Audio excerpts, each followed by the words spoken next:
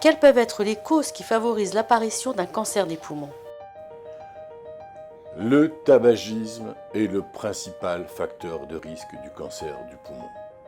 Il est la cause de plus de 80% des cancers du poumon.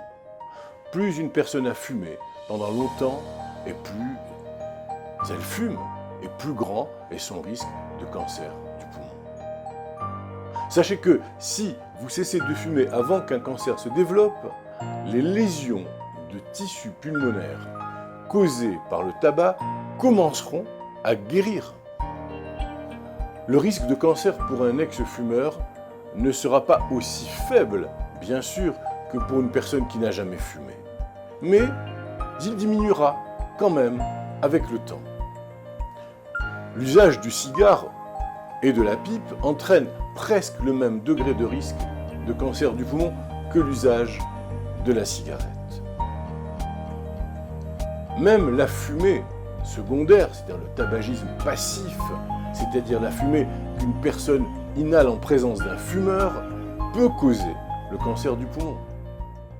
Les non-fumeurs dont le conjoint ou la conjointe fume courent un risque plus élevé de 30% en moyenne d'être atteint d'un cancer du poumon que le conjoint ou la conjointe d'une personne qui ne fume pas.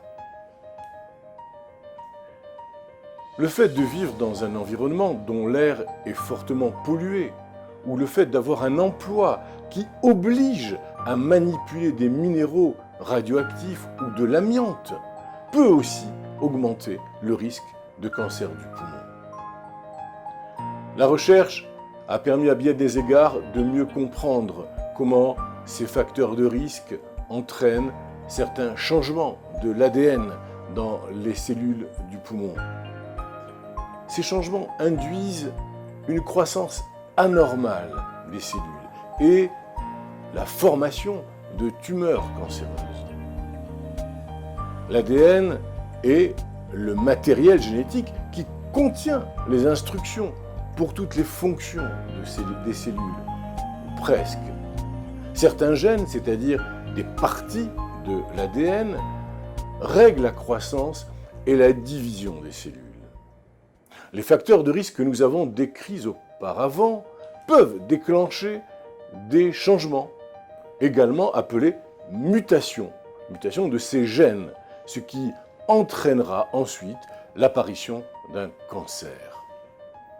Par ailleurs, le risque d'être atteint de certaines formes de cancer, par exemple le cancer du sein ou le cancer de l'ovaire, cancer colorectal et plusieurs autres, en fait, peut être héréditaire. Toutefois, les scientifiques sont d'avis que dans de très nombreux cancers du poumon, les mutations génétiques héréditaires ne sont pas la cause du cancer.